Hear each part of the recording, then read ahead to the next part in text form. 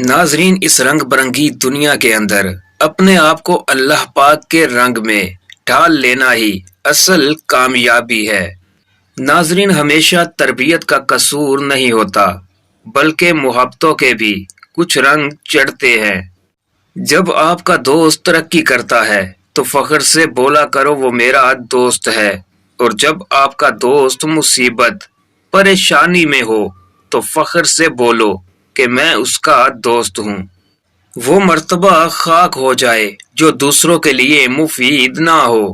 لعنت ہے وہ طاقت جو کمزور لوگوں کی حفاظت نہیں کرتی بلکہ ان کو ڈراتی ہے۔ اور زندگی میں کچھ بھی ایک جیسا نہیں رہتا، پھر چاہے وہ انسان ہو، وقت ہو، حالات ہوں یا پھر امید ہو۔ ناظرین، لوگوں کے لیے اچھا سوچو گے تو اللہ پاک تمہارے لیے راستے بنا دے گا اور مشکل آسان کر دے گا۔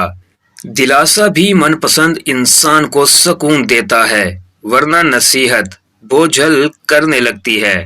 یہ احساس بھی بڑا سکون دیتا ہے کہ کوئی جانے یا نہ جانے، اللہ کریم تو جانتا ہے۔ اپنے مطلب کے بغیر کون کسی کو پوچھتا ہے؟ شجر جب سوکھ جائے تو بسیرا پرندے بھی نہیں کرتے۔ ناظرین، صبر اور حوصلہ رکھیں، جب خوشیاں نہیں ٹھہری تو غم کی کیا اوقات ہے۔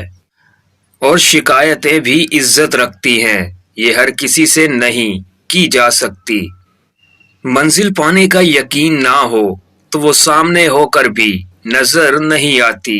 یقین ہونا آدھی کامیابی ہے۔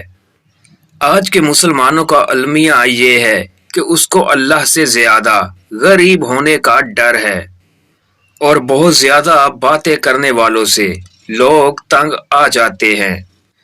اپنے اندر اس خامی کو ڈھونڈو جو تم کو کامیاب نہیں ہونے دیتی۔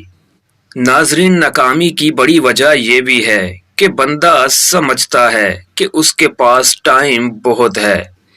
ناظرین، دیسی لہسن، سبز پودینہ، ادرک اور انار دانہ، چاروں اجزاء 100 گرام مکس کر کے ان کی چٹنی بنا لیں اور ایک ہفتے تک روزانہ ایک پاؤ دہی میں 1 چمچ چٹنی کا مکس کر کے کھائیں۔ انشاءاللہ شوگر کا جڑ سے خاتمہ ہو جائے گا۔ گناہ زہر کی مانند ہے، جو کم ہو یا زیادہ ہر صورت میں نقصان دہ ہے۔ شوہر کو غلام بنانے والی بیوی غلام ہی کی بیوی کہلاتی ہے، اور شوہر کو بادشاہ بنانے والی بیوی بادشاہ کی بیوی کہلاتی ہے۔ ناظرین، اپنے استاد اور والد کی بات غور سے سنا کرو تاکہ دنیا والوں کی باتیں نہ سننی پڑے۔